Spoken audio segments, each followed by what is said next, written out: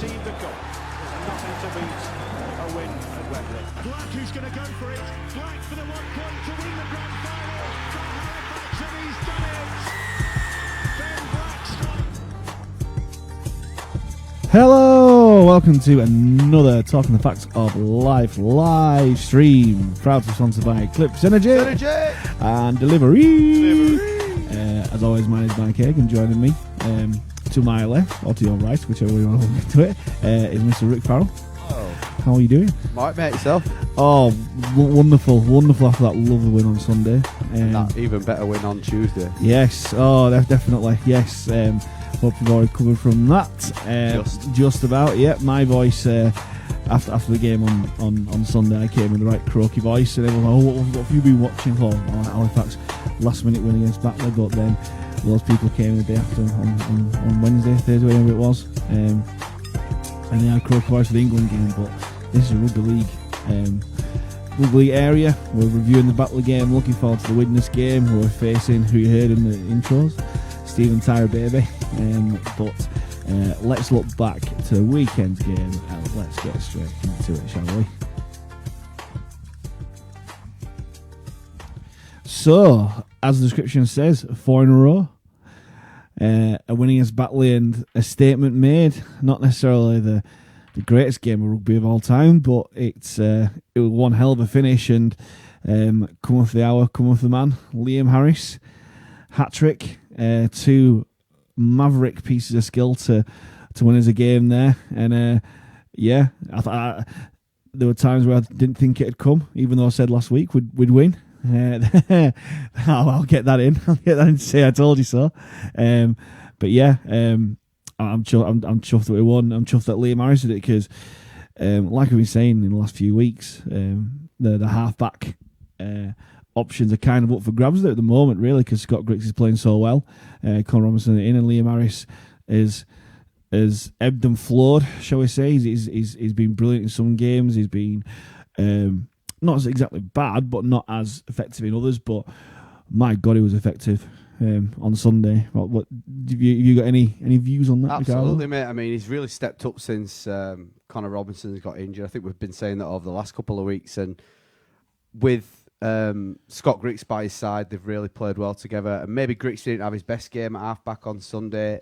And when one player don't play well, you want your other one to step up, and he certainly did that with a hat trick. And he took every single one of them perfectly. I mean, and we'll come on to it, I'm sure. But that last try were unbelievable, wasn't it? The noise and the ecstasy that came out of it. Yeah, it's the first game that has kind of felt normal. And it was just like, so I said, the good old days of scenes, limbs everywhere, the noise reverberating on the bead stand roof, and yeah, it was awesome. And it's what we've been craving for 16 months, is that kind of atmosphere, that kind of finish. And when we mentioned his actual tries, they were all brilliant in their own ways. They were the first one where he showed and go, dummied, stepped inside the fullback. The second one where it was, you could say it was kind of like the best and the worst of Liam Harris on Sunday. Like, he just literally kept kicking down the throat of Luke Hooley all the time, and then he little dink through, did well to get it, and then obviously capitalised on Tom Gilmore throwing an interception pass and actually going for the corner, really. So yeah, really, really good there. Get involved, everyone.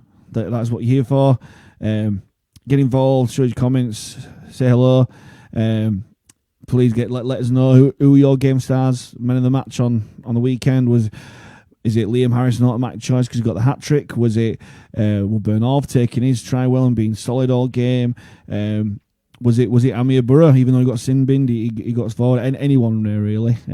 Let us know what you guys think. Let's say it now. Who do you reckon the man watches on Sunday? Oh, I don't think you can look further than Liam Harris. Any halfback that scores a hat-trick and has such an impact on the game has got to be the man of the match. We've been giving it to Grixie, haven't we, hands down? And obviously when he overtook him and did what he did and sealed the game in the way that he did. I mean, we're going to come on to the comments, evening, Jim. Absolute scenes. The noise that went up when he intercepted that pass, because I don't know about you, I was a bit worried when Gilmore I mean, they got fortunate because I personally thought it was accidental offside, and we should have had a penalty anyway to kill the game off. But it worked to be. So when he took that interception to you could see on the far side. I don't know if you've seen the highlights. Like the Batley fans were up 1 minute and then down the next, and the Fats fans were down 1 minute and up the next. But I mean, that noise, it was so loud. If you watch the highlights, it drowned the commentator out completely. I mean, he couldn't even get near it. So.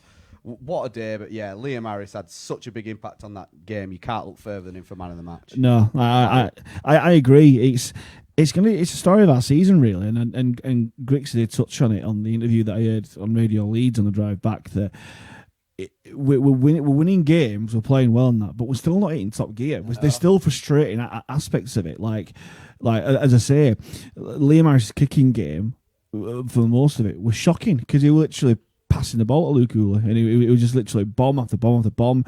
It didn't look like he was going to drop a ball all year, Luke Ula, and all of a sudden we change it round, little dink through, and the game changes. And but apart from that, it shows the reason why we signed Liam Harris. His running game, and his anticipation for stuff, because.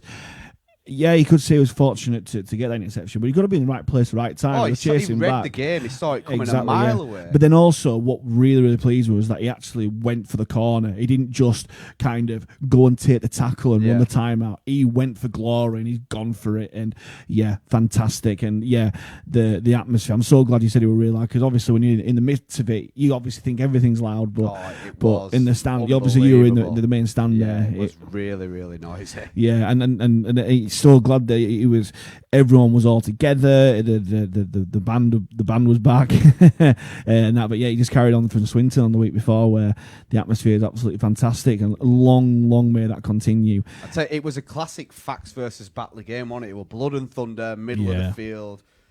I was really worried because I said to a few people at half time, like, the one thing that I didn't want us to be doing, which was chasing the game in the second half, going up the slope, is exactly what happened. But this is a completely different Fax team than we've seen in recent years, that have the ability to, one, not give up, and two, like we've said, make something happen from nothing. In previous years with other halfbacks or whatever, we might have struggled to break them down, and it might have ended as it would, because they were literally happy to play that game out from half time, weren't they? 5 drives, kick to the corner, chase hard, and they got lucky. But the thing for me that won the game, even though you've got Liam Harris that did what he did, was the goal line defence. They had a chance to score with about 15 minutes to go that would have killed the game completely, and we'd have had no way back. So to take all that pressure on our own line, because we gave, again, we'll come on to, you said it weren't a perfect performance. Discipline, not good again. A lot of penalties. I think it was 6-1 at one point in the penalty count. But to take all that pressure and then land such a counterpunch like that would just... It just proves to me that the DNA of this team is different than anything we've seen for a very long time from a Fax team. Yeah, certainly within the last 5 years or so. One word I'd say is grit. We just showed that grit and dogginess to put bodies on the line and that, because Batley will always have a big pack and rolling down that slope. And who was that little cannonball player? What's he called? Lillycrop, is it? Crop, yeah, he actually got a bit of an ovation when he came off in front of the stand in the second half, because we obviously rugby league fans respect a good performance, but we did so well to counteract that, and yeah, it was so pleasing, because in times gone by we'd have lost that game. We wouldn't have come back, and we showed that togetherness and that doggedness to kind of trust the process. Like Grixie did say, that Woodburn Hall's try was a move that we crafted, and all the times that we went for the front man instead of going out the back, it was infuriating on the terraces, but it wound them down, it knackered them out, and they were tired. They were on the last legs, and it proved that. So yeah, we took a lot of juice out of them, didn't we, in the forwards? I thought the forwards were outstanding going forward. But again, an even bigger plus point has got to be said, that Conor McGrath went down injured. We basically played that whole game with like a second rower in the centres, a centre on the wing, shuffle back line, which you can't plan for during the week, and we still came up with moves. Exactly. And we still broke them down, and we still won the game. So, like I say, all credit to every single lad that turned out, and all the coaching staff, because that was a game that in previous years, like you said, we'd have lost. And if we can turn these near games that we'd have lost into wins. I think the playoffs is nailed on. Well, that's what we said earlier on. It's like we've not lost a game by more than 10 points yet this year. The games that we have lost have always been close. And again, you turn the point defeat against Bradford and the 8-point defeat or 10-point defeat against Fev and or 8-point defeat against Fev and the 10-point defeat against Toulouse and that completely different season that we've got. And now it's coming on to roost what we've always said, just trusting in Grix we trust the process, and we're all good to go. Let's get into these comments, shall we? James Marsden, Jimmy, thank you very much for joining us again. How amazing was Sunday? Felt like we were back to normal. Yeah, definitely, like I said before. Highlight of the day, Gilmore messing us up to give us the game. Yeah, it's you won't read the second part of his comment. Yeah, family show and all that. But yeah, let's just say he's got good hands and good ball skills. Batley, I've got a few X-Facts players in the team. They didn't necessarily need much motivation, but typical rugby league crowd, they're going to give some. It was a lovely thing because it normally, like you say, goes against us. It was the man that replaced him that did the damage and intercepted the ball. Would you say it's poetic justice? Yeah, absolutely, I do remember seeing Ben Black scoring a match-winning try for Batley as well, so it's gone against us sometimes. This one went for us, so again, long may that continue. Pete McNamara, Pete Mac. Yeah, Pete. Thanks for joining us, Pete. Need a big send-off for Tyra on Sunday, guys. We clearly haven't been able to say goodbye to him. Yeah, that's absolutely true. We'll come on to the Widnes game. Yeah, we'll do, and I completely agree with that. And so does James Marsden as well. Jane Fairbank, thanks very much for joining us, Jane. It was amazing. I think Woodburn Hall and Grix in their positions have changed the team. Love Amir Burrow, but was silly to do what he did. Maybe that's inexperience. Yeah, definitely.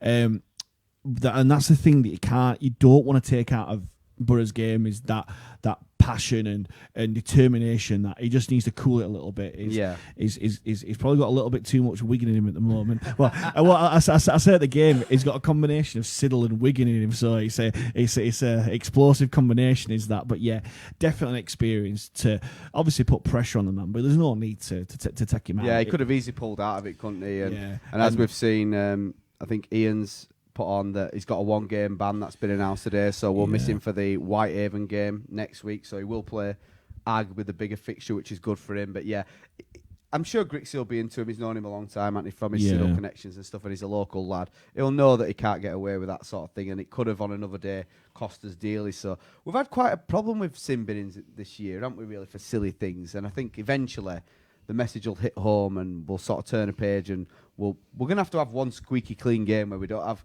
terrible penalties, where we don't have a sin binning for no reason. So I personally didn't think it looked too bad, but I kind of half missed it, and I don't know what your view was. Yeah, I didn't think it was too bad, but it's what referees are looking for. It's the flavour of the year. They're going to penalise late challenges on kickers, and they're going to punish them, and that's what's happened.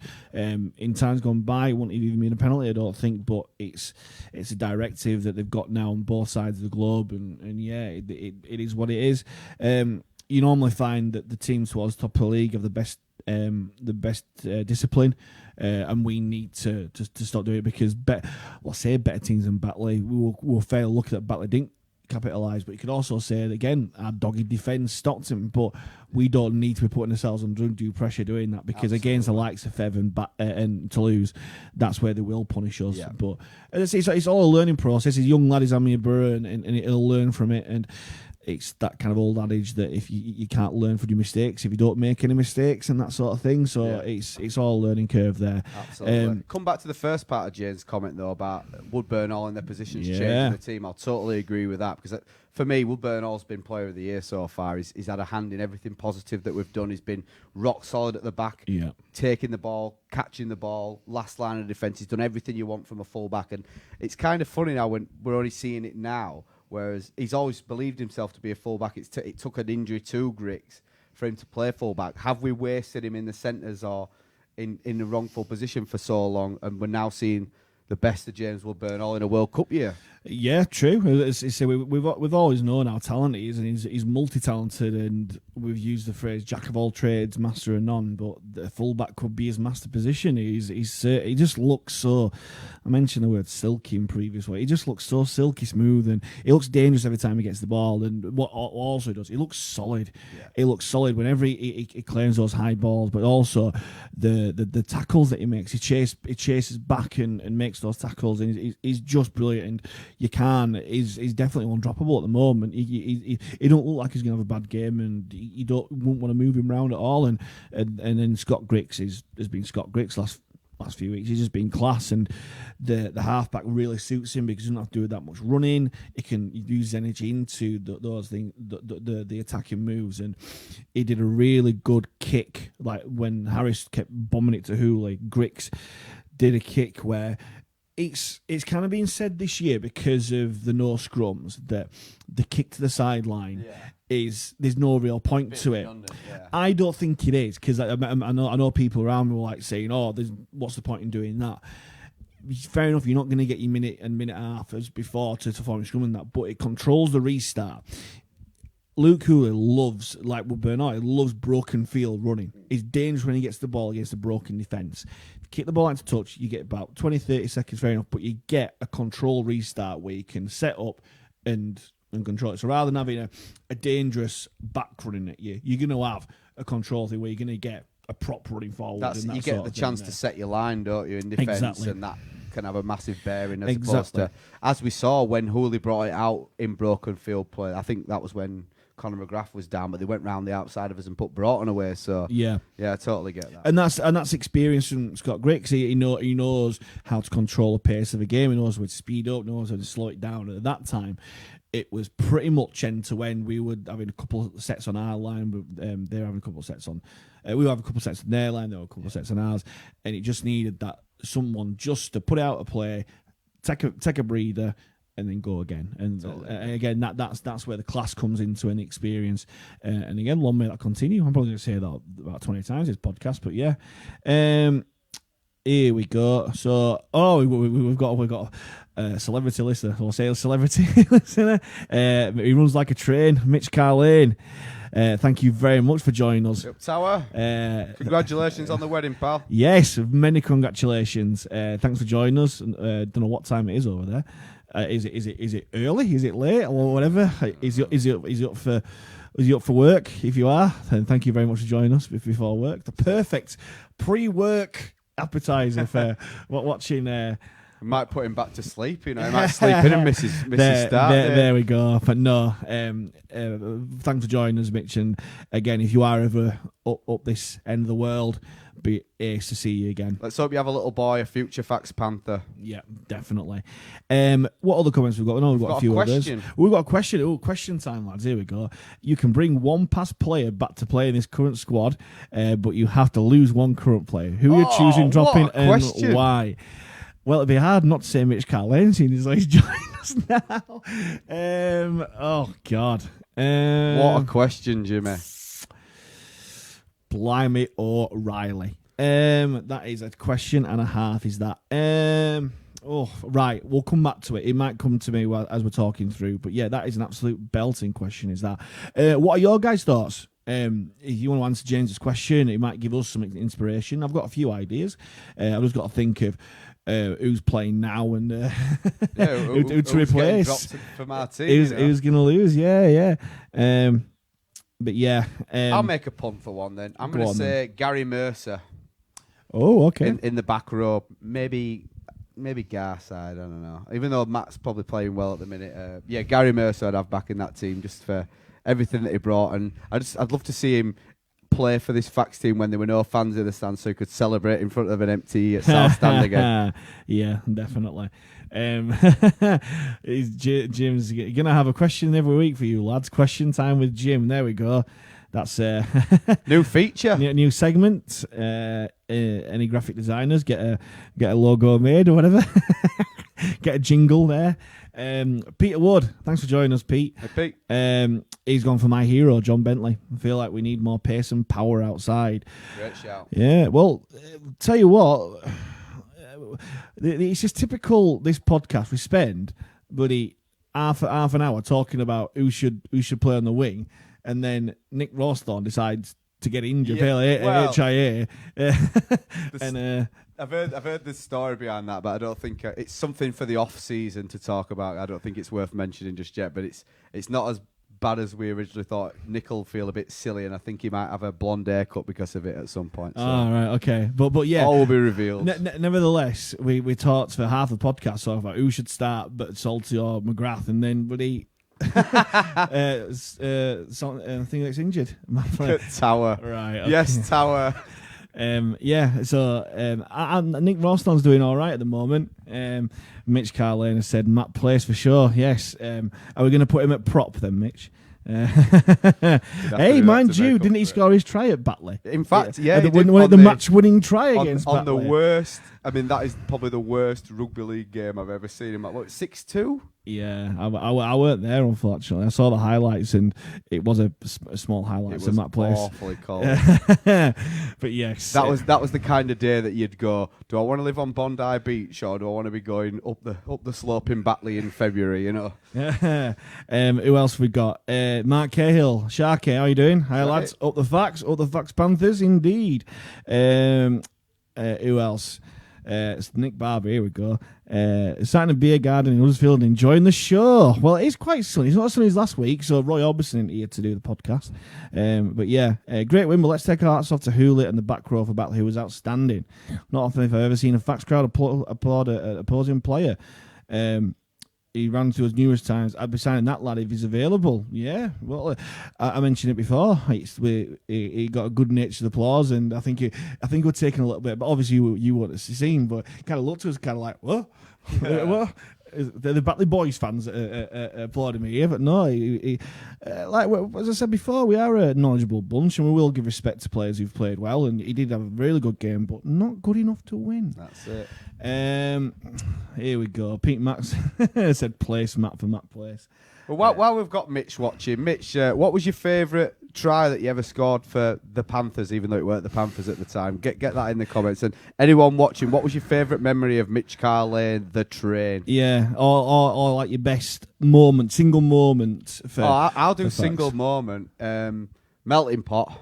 Yeah. Having his big fat gut hanging out and wondering how the hell he was a professional athlete. Yeah, I think there were like 18 lads who did exactly the same that night there. And yeah, melting pot, as I said, in previous... It was said in the podcast with Mitch Carlane, probably the best night out we've ever had. Oh, absolutely. We've lost the viewer, though, since asking that. Oh, so maybe Mitch has dropped off. He's gone. Maybe he's gone there. Like, that's enough for me. As soon as I heard melting pot, the missus is within earshot and I'm out of here. Yeah. I'm still thinking about that. The player to bring back and to drop. Is this stumped you? You're not Possibly. usually lost for words. Yeah, he has. I'm just thinking about problem positions at the moment, possibly really. But yeah, I'll tell you what. I'll say one right now, and it might bring us on to Sunday. I'll bring back Steve Tyrer, left centre. Bring him back. Kick goals with fun. Scores a try. Absolute passionate player for Halifax, and yeah, I miss seeing him in a blue and white shirt. I won't see him in a Widnes shirt because unfortunately I won't be there on Sunday. One of my closest, oldest friends is getting married, Jamie. I will be there on Sunday.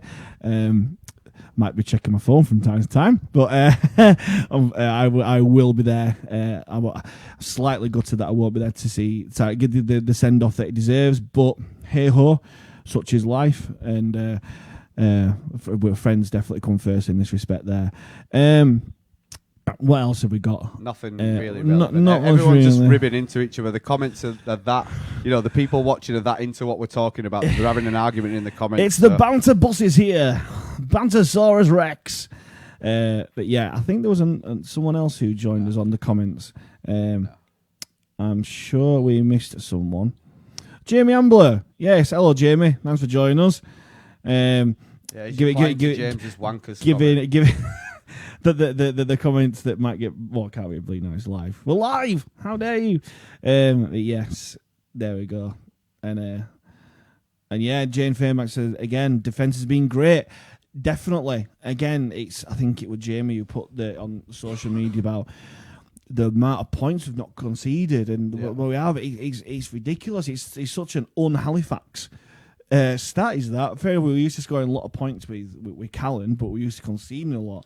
And then with Marshall, we used to not concede a lot, but we couldn't score. So we seem to be striking a nice we balance. could, we could, but there's not that many. There weren't many hidings we gave Steve, apart from Bradford, but when Odds actually had an in goal area. But that's another story. Anyway, it wasn't 10 foot wide. But hey ho, that's another story. Last thoughts on Batley then? Last one's on Batley, yeah. We definitely owed them one for the cup. Absolutely. And it just shows how far we've come as a team, really. Again, that if you look at the performances, if you compare and contrast the performance from that night, that cup night, that bloody awful, depressing night where we're all round computers. Again, it just shows how far time's come. Yeah. We were round computers, couldn't go to the game. It was awful commentary. It was just awful that night. And then we had to do a bloody live stream, and we were like, "Hey, let's do a live stream." And then Sunday, sun shining, hundreds of Halifax fans there, loud and proud, scenes, limbs in that end. What a contrast! And yeah, absolutely fantastic there. And that's one of my thoughts. Nick Barber's come back. Again, I mentioned it. You mentioned about players playing out of position. Zach McComb, I'm gonna champion him. I thought he had a brilliant game, and yeah, he's not let us down. You're absolutely right there, Nick. He's not let us down, and I don't think he necessarily deserves to get dropped in the first place. But I totally agree. And again, and I'm gonna say it again. It might sound like a broken record. I think he should start instead of Worthington. I'll say it now. If and when Ed Barber comes back. Worthington is getting better. He's doing a lot better. He's looking more threatening, but he still hasn't scored. He still hasn't done what we've signed him to do. Solid in defence. You can't knock that. But we signed Greg Worthington to score tries. He's not scored tries. Set a fair few up though. He has. He's set a couple up, but he needs to get over himself, and it might just be the dam that breaks. Kind of like Harry Kane on Wednesday night. Was it? He'd not scored. As soon as he scores, he's gonna cut loose, and hopefully it does come. But the longer it goes on, the bigger the question mark's going to be. But you're absolutely right there, Nick. Zach McComb has been outstanding. And tell you what, he's shown the perfect attitude as well. He got shipped out to Dewsbury, I think. He played a couple of weeks, didn't he? You know, but he never lost faith and he never sulked. And then when he came back in, he was ready to go, and he used that for fitness. And yeah, he's been a great signing. I totally agree. But and I tell you what, when Harry scored that try, he was one of the main people who ran up to the stand. You could see how much it meant to him. Halifax lad for Halifax try. And another one which I'll just come to, Will Calcott. I thought it was an absolute machine when he came on. He got battered, but in the right way. I mentioned when he made his debut against Lee in the Super 8s, I think it was 2018-19 possibly, 2018. Yeah.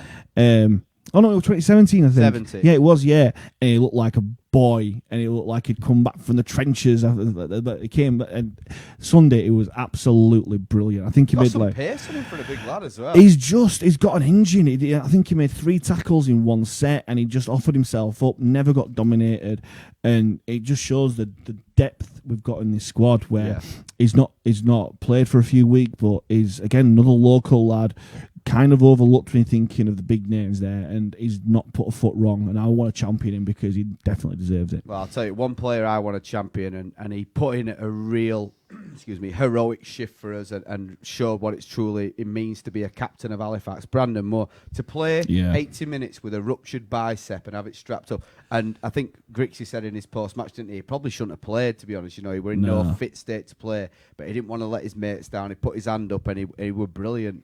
You know, he probably wasn't able to do what he'd normally do from dummy half with having, like I say, a ruptured bicep hanging off the bone or whatever. But to put your body on the line for your mates, that is what being a captain's all about. So everyone that were naysaying that he shouldn't be captain, it should be Bobby and whatever else, that proves to me he's got the biggest heart on the team, and that needs to be applauded by everyone. So Pudge, if you're watching, mate, proud of you, man. Yeah, definitely here, and long may continue being captain and putting in those sort of performances there. And again, when Burrow went off, he had to step back into Hooker, and that's what he's best at. And it's like we've not really missed anything really. And it seems weird where we had a man sin bid and we didn't necessarily feel the effect of it too much. Really, it's strange, is that. we finished that on Batley now. What we will say is we've got one from Peter Wood. Is the gulf between Super League and the Championship too big to make our aspirations to get there a little off-putting, given what's happened to Lee? I don't think you can compare Lee to what a normal championship side. How many weeks did they have to prepare for Super League? They only knew they were going up mid-December, so they had next to no time. You might have the same sort of thing with it being September, October when the grand final, but I don't think you can compare it. I think that the Super 8s prove that the gulf between the bottom end of Super League and the top end of the Championship is as close as it's ever been. Yeah, true. The disadvantage teams in the Championship will always get against Super League is just the week-on-week intensity. Like, not necessarily Championship this year, but in times gone by, you will get tough matches, but you might get an easy one. You might get, because the gap's been quite big. Super League is just a step above, and it's just that constant bit there. One-off games, you're going to succeed. And Lee, by the first round where they were beating Wigan at half-time, and then they just fell off in that one there. It's a difficult one. Well, I'll see you that, and I'll raise you London. London should have stayed up. I think they got the most points ever by a relegated side, and they were a bit unfortunate to go down that year as well. I think they got conned on a few calls against bigger sides that needed the points for their. Yeah.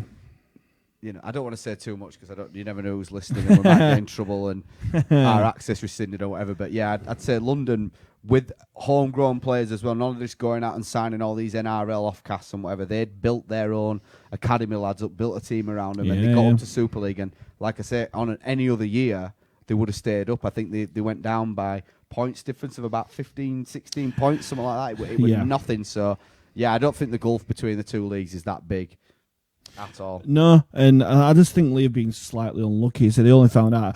I feel a little bit stupid now that I said that Lee would walk this league and they'll definitely stay up. It's probably obviously going to get relegated now, but we don't know. But Super League does improve year on year, and the players that do come in, what's starting to happen now is that players are coming over in the peak. You look at Jackson Hastings coming over, Bevan French, and that sort. They may well go back home, but look at our boys. John Bateman's gone and coming back. George Williams has gone and he's coming back. It is a different beast. And again, part-time, I know Lee were kind of full-time, but the level of professionalism does go up a notch in Super League and that sort of thing. It is a big jump, must admit there, Pete, but it's I don't think as big as it was, for sure. I don't think we should get put off by what's happened to Lee. Lee are trying to do things a different way to what they did previously, and it's not paid off because again I've not been keeping too much for now in Super League, but it seemed that, I don't know if they've been thrashed every week or so, but I don't know. It's a shame because I do like Lee as a club. I like him as a club, but I do hope that they lose every game and take our records. Yes, hopefully, that's the only thing there. Right, shall we look forward to Widnes this Sunday? Even though I won't be there, let's preview a little bit. Stephen Tyra, that's the one thing. And where else is the where is the start? Obviously, there's a couple of X-Facts players in there, but got to focus on Stephen Tyra, baby, first of all. And it is just typical ex-Halifax players coming home to haunt players. And we all know how much Steve Tyra loves the club. He said it on podcast before. He said it in God knows how many interviews and that. But he will be so motivated to play well for Widnes and to put one over us. It's unbelievable. And you just know that they're going to try a salmon. They're going to try a kick to the corner. So I hope... He's been playing right centre. I think McCall's been playing right centre, hasn't he? I hope he's been practicing either jumping for kicks or at least defending them there. How do you defend it? How do you defend those? Let's hope that they do get to salmons, because if they're relying on the salmons, it means that everything else they're throwing at us isn't working. So oh yeah, true, yeah, because it's gonna be a battle and a half. And obviously, they've still got Matty Smith, who again, you could say Matty Smith's there, Scott Griggs.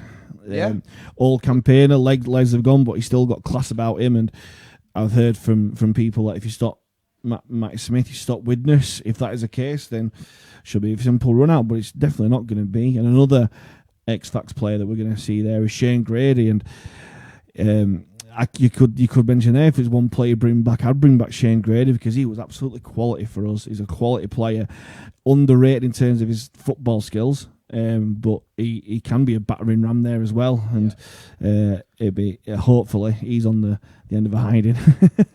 It's going to be an interesting game. We've got quite a bad record against Widnes at the Shea. You know, we've struggled against them in recent times. Obviously, we didn't play them in 2020 because the season got cancelled. But you know, when they were in the Super 8s, I think they nilled us, but they were a Super League side then, so the golfing quality's there. Won that an 8-0. 14. Was it 14? Because I remember I was away for that. And I think it was 2-0 for like an hour. I know it was. I think it was 0-0. Oh, yeah, I kept looking at it because I was on another stag do. Do you ever go to any Widnes games? You're just not like Vikings or something.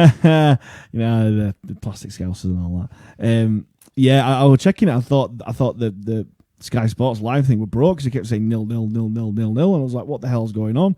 I thought Twitter had broke because there was literally no updates whatsoever. But we beat him in 2019. But I get what you're saying, and who can forget the worst Halifax v Widnes game when the infamous black drop ball that probably got them to Super League because they had no other reason for getting there that was the box ticked for them because they I think the steamroll. I think it was Barrow they played or Whitehaven in the final. But yeah, it's always entertaining games, I must admit, and then hopefully they'll bring a lot of fans over. Well, that's it, yeah. It'll be the first time that we've had a real away following come. Obviously, York didn't bring too many because it were on our league. It's not on our league, so the only way to watch the game is going to be to actually attend in person. Be interesting to see how many they bring over and what kind of atmosphere it generates. Obviously, like you say, you won't be there yourself, but I'm sure everyone will make the noise for you and stuff. So I want to come back to Tyra again. We were saying, like, you know, he's a future Hall of Famer. I've said this to a few people. Yeah. He should go in the Hall of Fame. He probably will go in the Hall of Fame. But for 80 minutes on Sunday, he's the enemy, and I want him burying every time he gets hold of the ball. Yeah, definitely. He'll get comically booed, but hopefully he gets the ovation that he deserves. He'll definitely get an ovation. Yeah. I can't see him. Yeah. Post game, I hope they make a big fuss of him because he deserves. Because again, there were two things that I wanted Tyra to get before he left Halifax. One was the record, but he's not going to get that. But also, if he was going to leave, a really good send-off. Because along with Scott Morrell, he's one that definitely deserves all the bells and whistles and the thanks for the career that he gave us. Because we certainly got. As we've seen in clips and the interviews that he's done and the podcasts that he's done, he's given everything to Halifax, blood, sweat, tears, and even more, and teeth as well, probably. Yeah. But for 80 minutes, he's going to get smashed. And that's it. He's staying over. Apparently, he's coming out with the boys after the game, like old times. Yeah. But for those 80 minutes, there's no love lost. Look at Origin. You can be playing on the same team, but for those 80 minutes. We want to win the game. Let's not talk about Origin, shall we? Oh, well, let's. Let's not talk about Origin. Well, what Origin game? The first nil-in of Queensland since 1994, I think. Yeah. Well, anyway, Sunday, yeah, more Widnes talk, yeah. Well, yeah, I think the danger men, as you've obviously said, you have got Tyra and Grady, the ex-Fax member. I think the combination of Craven and Smith moving them around the field. Craven, ex-Fax player as well. Yeah, so I think if we can shut one or either of them down. I've not seen much of Widnes, to be honest, but they seem to have got their act together after a few poor results earlier in the year, and they seem to be climbing the table. So it's another big. We've had nothing but big games, haven't we? We've had like 4th v 5th, and 5th v 6th. Every game's a big game. Hashtag every minute matters, Rick. Absolutely. I know Grick's seen his in interviews this week has kind of said he's seen parallels between our season and Widnes's, starting off really poorly, but then obviously building into the season. A lot of new players at Widnes as well. New coach, obviously. And because again, there were lots of people calling for Simon Finnegan's head at the start of the season, and look what improvement he's made. It's just you say it's big games. It's a 4-pointer or what's a equivalent of win percentage for us to keep that gap between Widnes, but also hopefully make more ground on the teams above us. The thing that's daft about this win percentage thing, we've won the same amount of games as Bradford, London, and Batley, I think, but it's because Bradford and Batley have played one more game. They're higher, and then London have played one more game, and they've drawn a game as well. So it's so close. The table is misleading sometimes. Like you say, we're 6th, And yeah, fair enough. We're sixth in the playoffs, but we are right up there. This is a massive game for us because this is when we've got some so-called easier games coming up against lower ranked opposition, and this is when all the other teams around us in the playoffs start to play each other and they'll start to pick each other off. So this is where we need to win this game and then hold our nerve and start to pick up some points against, like I said, those that may not necessarily make the playoffs, and let everyone else battle each other, take the juice out of each other, and we'll just keep climbing under the radar like we like it, and see what we can do in the playoffs, a la York, when they came up from Very true. League One. Very true. We just focus on our game, focus on our own performance, doing our job. The rest will look after itself. We keep on winning games. We'll go up that table and we'll do very, very well. We've just got to focus on beating those teams that are below us, because in times gone by, those are the ones who have slipped up. Those are your banana skins. It's all fair and well, putting up good performance and being gallant losers against Toulouse and Fev and that sort of thing. But if we can't beat teams at the bottom of the table, then we don't deserve to be. Exactly. Yeah, we made a good professional win against Swinton, which was really pleasing to see. Hopefully we do the same against Whitehaven, like we did against Newcastle as well. We've been professional this last couple of months in terms of the performances that we've put in. But again, frustrating. You couldn't say we've not got out of second gear, and we've stalled and we've misfired quite a lot of times. It's still not gelling, and it's so exciting to think that when it does click, when someone we do is come going to into get gear, a hiding. yeah, when it does come into gear, because you think like, watch the Swinton highlights back, and the amount of chances that we had, which we didn't get because it was the wrong option pass, or it was desperate defence, or the execution weren't there. It's absolutely mental, and as you say, rightly say, one game is just going to be, hopefully it's Bradford at the Shea when restrictions are lifted, where it all clicks into gear. And we absolutely put a pacing on the side. Absolutely. And we're back to the Shea this week as well. We've had a few games on the road. It's good to be back. Yep. And the main thing, obviously, I know you won't be there, as you keep saying, but facilities. We're going to be able to actually have refreshments and not be treated like babies and school children again. So I personally can't wait to see people have a few beers, and hopefully, I don't think the forecast is supposed to be too good, but luckily our stands are covered, unlike a certain scummy neighbour over the hill. But we've got proper in-goal areas and a right width pitch. Scandalous that. I can't believe they get away with that. If only they had the ex-RFL chairman as their chairman, but that's another story for the conspiracy theories. But having some food on, the fans will be able to get refreshments and everything, which has been sadly missing for quite a long time, and hopefully, like I say, the Barmy Army, all that stuff's done with now. They'll get in, get behind the lads, make some real noise. If we can carry on from Batley, no matter how many witness bring, they aren't going to out-sing us, they aren't going to make more noise than we do. No. And it, physically and visibly, you can see, lifts the team, doesn't it? Oh, of course. The and they've said as much. Yeah, they have. And look at that celebration after Harris's try, and there's a great picture that's doing the rounds online. They love playing for facts. Yeah. They love playing for you fans. And as the voice of the fans, we want to put it to you. How good was that? It was just unbelievable. Yeah, even if you're not that way inclined to singing and bawling all game, you must admit having a full crowd and getting behind the lads, and they responded. And it shows that those extra little 1%ers that coaches always say that they want the players to have, one of those little 1%ers is the crowd getting behind. Because again, in times gone by, we would have lost that game against Batley because we might have been a bit subdued, we might have got annoyed about certain things that were going on, but we pulled them through. We pulled them through, and it's amazing. Again, I got goosebumps when Larry's went and scored because A, it won the game, a really, really important game. B, you could see how much it meant to the players to win the game, but also C, you could see how much the players love the fans being back and being on board and all together behind them, and it's just brilliant to see. And you think of all the 16 months of crap we had, not having any rugby games to go to, and we've watched them on computer screens, away from stuff, being at the Shea in a bloody Big Brother world where everyone's watching, you can't do anything, being at a stadium where we were treated like normal, walking into the ground where the opposition chairman welcomed us to the game. I had a former player, Danny Morn, scanned my ticket to go in and all that sort of stuff. And we could mix round, go around, buy food, drink, change whatever. Change ends, yeah, exactly. And to have that finish, it was rugby league perfection. It's what we've missed and what we crave. Exactly from a club like Batley. Exactly, as well. it was craved. Give another shout out as well to to Jamie Gray and the flags that he brought for the youngsters and stuff, how much that added to the atmosphere and made it a real game day occasion. And all the boys that blew up the balloons and all that sort of stuff. It really made an impact on the lads. They've been saying it for years, and we listen and we engage them. They love the chant. So I've got a question for everyone watching. As the voice of the fans, we want to get you guys involved as much as we can. Which is your favourite Halifax Panthers chant that the Barmy Army and all the fans do? Which is your favourite chant? Do you have any ideas for any more? Any player songs? We've got a few. We've got a few, but we can't broadcast them. We've got a few. Could be trademarked and all that sort of stuff. But yeah, if you know of any or got any ideas or anything like that, let us know. Let the people know. Start singing. Get involved. It's all great. Great to see the young lads mixing in with the band and the drummer and all that sort of stuff, because they're the next generation of fans that are going to come and inspire the next generation. We need to keep this thing going. So. Exactly. So definitely. Favourite chant. What's your favourite fax chant? Let's go back to my favourite fax chant.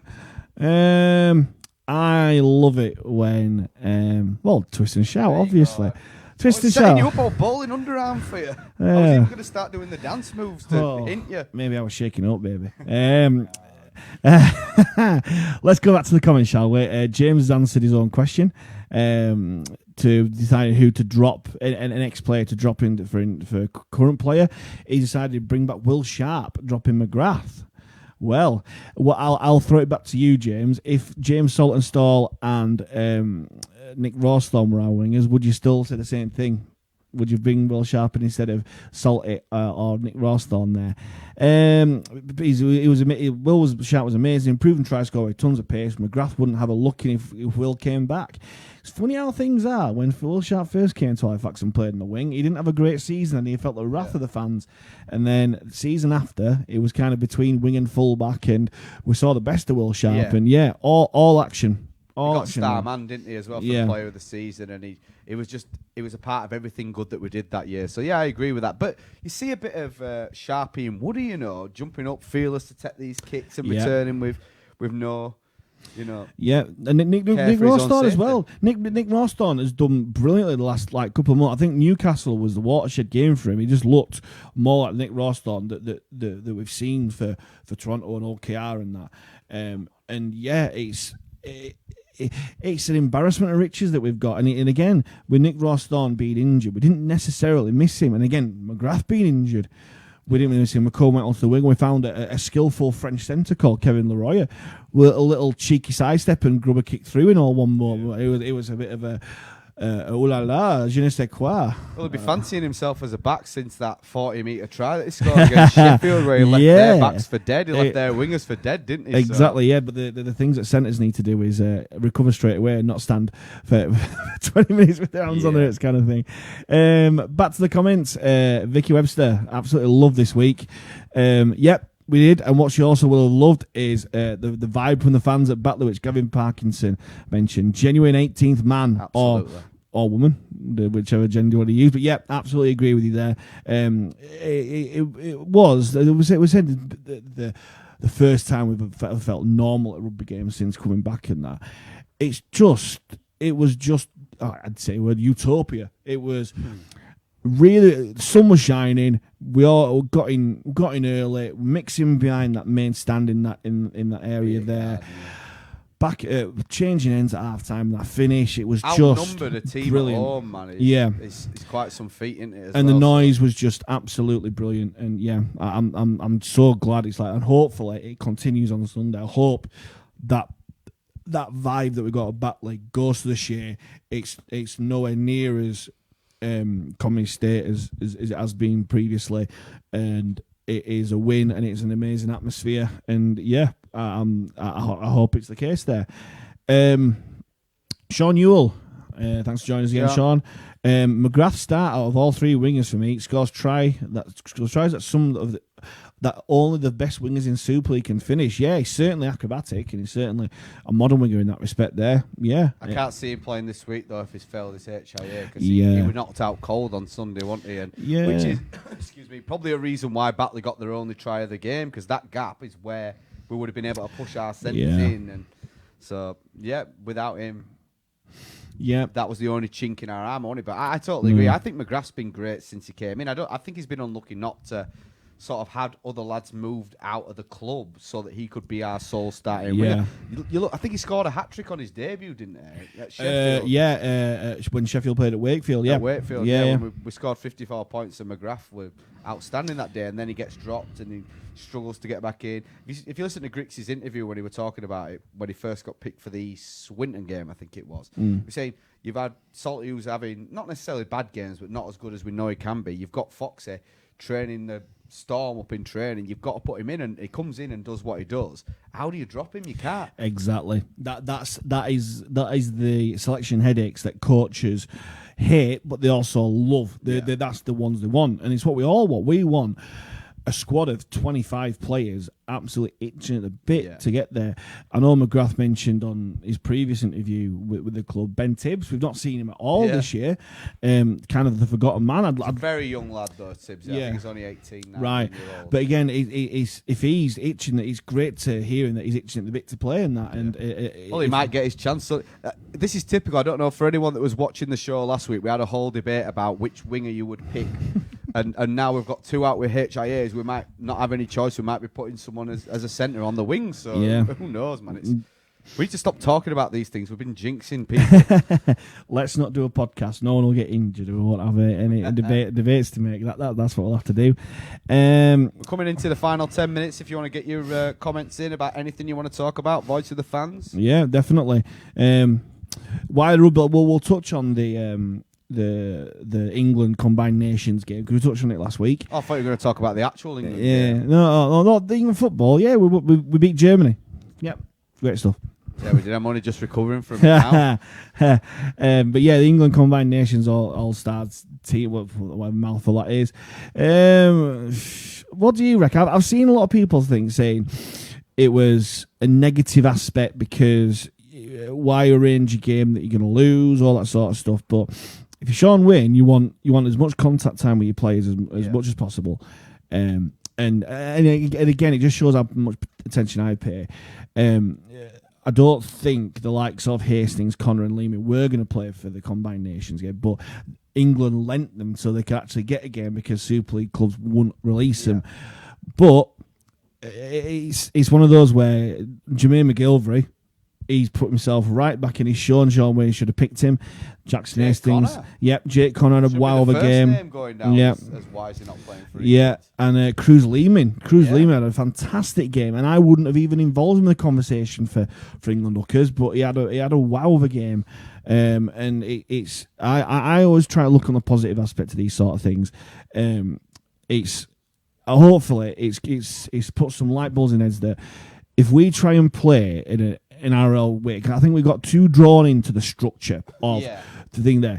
If we try and play like NRL teams do, we will lose. Australia have that sort of game down to a T.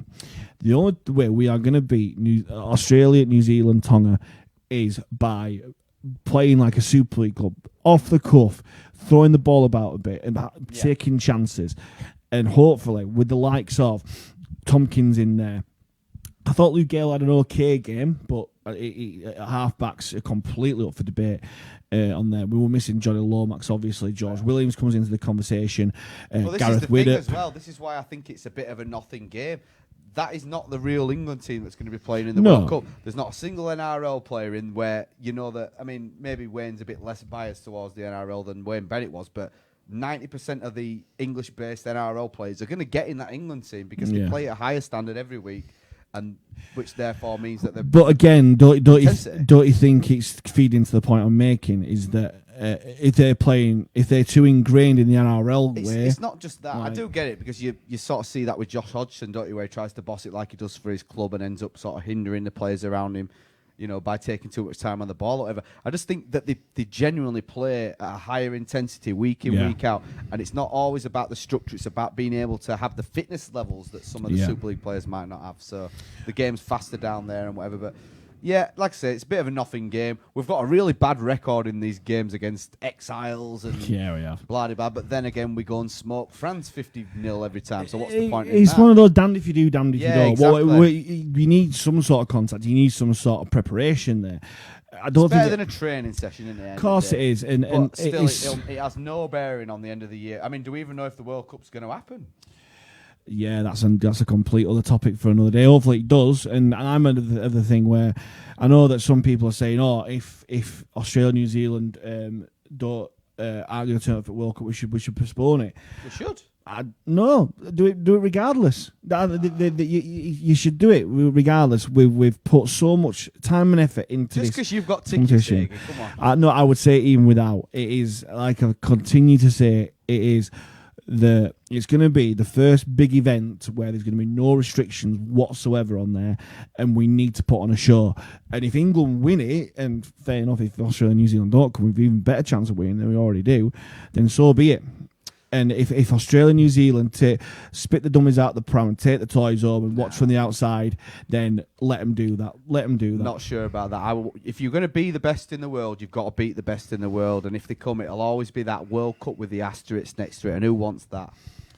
I want to win a World Cup. I don't care. Nah, I don't care. I disagree. Hey, this is why we have debate shows, so we can disagree. But let's go back to facts anyway, because we are getting some good comments coming in just before we wrap things up. Yeah, Sean Newell has come back in terms of McGrath. Well, in terms of some of the players who come in and do good work and get dropped, I think he's got on the Macomb thread as well, that he's chosen Davis. I think he's meaning Curtis Davis because he mentioned the hooker one, but both of them do as well. Yeah. Curtis Davis, you're massive fans of. I think he's been desperately unlucky to. He said about McGrath having wingers in front of him, and that Curtis Davis has had great hookers in front of him. Yeah, I genuinely thought that once Keil Carlisle retired and that. It would be Brandon Moore and Curtis Davis for it, but obviously Grix has got his connections. They've got Amir Burrow in, and fantastic player he is. I just think both Davis twins need the game time to properly develop them there. I believe they've had some COVID issues, which has meant that they've not necessarily had the chance to play in as much as or train as much as they have. But I know that Curtis was part of the match day squad on Sunday. Maybe he's going to be in there again. And again, when Burrow serves his suspension, that's who comes in. And again, if he comes in as a wow of a game, we have even more selection headaches, don't we? Absolutely. So hopefully that does happen there. And Sean Ewell, he's read my mind. I genuinely didn't see that on the screen when I was saying that. Good chance for young Davis. Yes, Curtis Davis. That's definitely. With Amir being banned for that game next week. Yep. So. Stephen Robert Shaw has mentioned that as well. Thanks for joining us again, Stephen. But yeah, it's just emphasising the fact that what we've kind of said from the start of the season is that we've got a really, really good squad. Yeah. We've got a really good squad with lots of options there. What were people saying that, what would happen if an halfback gets injured? We've got no one to go in there. Look at Scott Griggs. Enter Scott Griggs. Enter Grandad. And then, Grandad. Yeah, and if Scott Griggs gets injured at fullback, who's going to go in there? Enter James Woodburn-Hall, the Jamaican jinxter. There we go. Right, well, I've got a question for you then, Iggy.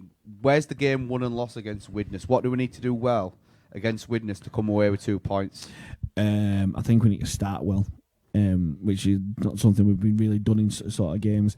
We need to start well. We need to win the forward battle, and we need to stop them making we need to have a good kicking game and stop them making yards out of their area, because that's what they're really good at. You've got Tyru who does that. You've got what's his name? Jack Owens. Yeah, he's really good. And they've got a couple of young wingers as well who are really good at making yards out of there. I nearly said end zone then. Your NFL influence is rubbing off on me. But yeah, you know what I mean. And just tried stop Matty Smith. And again, Scott Griggs and Matty Smith is an intriguing battle. Yeah, because I think Matty Smith's playing loose forward at the moment, but obviously he's going to get his hands on the ball quite a lot. Yeah, that's what I reckon. Anyway. For me, I've just written one word: discipline. Less penalties. Yeah. We give less penalties away than we have done in previous weeks. We'll win the game. We're good enough to battle them and match them in the forwards. We've got enough speed and skill out wide to get round them and through them. We've got enough brains in the halves to control the game. So if we give away less penalties and have better discipline in attack and defence, we've got a perfect chance of coming away with a win. Definitely. And to answer the question before, I've thought of my answer for finally. Which past player would I choose to replace? The current player I would replace is Matt Garside, and the old player that I would choose to replace him is none other than superstar Dave Larder. Has to be. I can't believe I didn't see that coming. It is just plainly obvious. If superstar Dave Larder was playing for us now, we would be top of the league, winning the championship, and he would score another 60-metre try, dummying 4 players to dummy the fullback and score again, like he did previously. But yes, that's exactly there.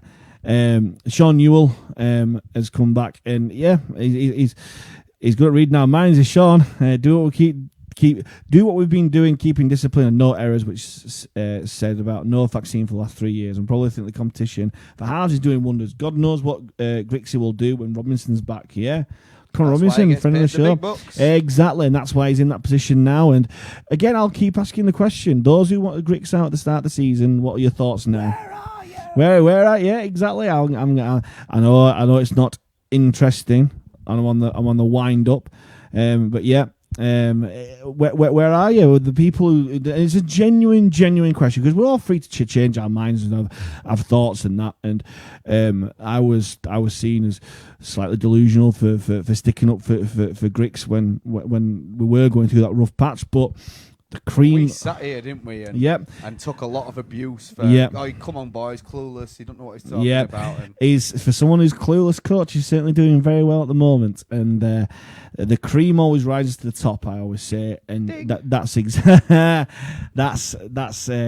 what's happening now. And as we've always said, he's a local Halifax lad. He's desperate to do well for the club, and he can see how much it means to him. And what really, again, going back to something, what really pleased me is that he actually, obviously, he's got to come past the fans to get to the changing rooms, but he looked so happy when they came over and were singing Twist and Shout. He looked proper happy. He looked really buzzing, and you can see how much it means to him. And long may that continue. Absolutely. Long may that continue. So just before we wrap up then, I just want to sort of get a bit of feedback from the fans that are watching, and we appreciate everyone that tunes in. Does this time work for you for a live stream, 6 p.m? Would you prefer it later, earlier, so that you can have it before your tea or whatever? Let us know. We're trying to keep this thing going and review it and make it the best it can be for the most amount of people watching. Keep it fresh and new. That's it, So let us know, and we'll try and accommodate you the best we can. Yeah, we might try and do Sundays again. It completely depends. As I say, me and Rick do have lives. We have other stuff to do. This is very much a labour of love. But yeah, we cater to you. We do this for you guys. If we didn't, me and Ricky just go to the pub and talk about all this stuff, and that's randomness. What do you think? Oh, I don't care. But yeah, that's what we do there. Sean Yule's come back to us. I knew he would. He does apologise. The question is record, but glad he proved that he shouldn't have questioned best outcome all round. Exactly. Yeah. As I say, it's always going to be a tricky one when you criticise a coach, because he could come back to bite you on the arse. And again, if he does, we're all happy because Halifax are winning. So that's all great. That's all that matters. Exactly. And that is all she wrote. Thank you very much, as always, Cheers, Rick. Mate. Thanks for coming. Thank you, everyone, for tuning in, for giving your questions in. Anything that we have asked on there, I might start putting these questions out during the week. What's your favourite Halifax chant? Which player would you drop? All that sort of stuff. Will Mitch Carlane come back to Halifax? We never know. Thanks for joining us, Mitch, again. I've been Mike Haig. Thanks to Eclipse Energy and Delivery. And most importantly, up the Fax Panthers!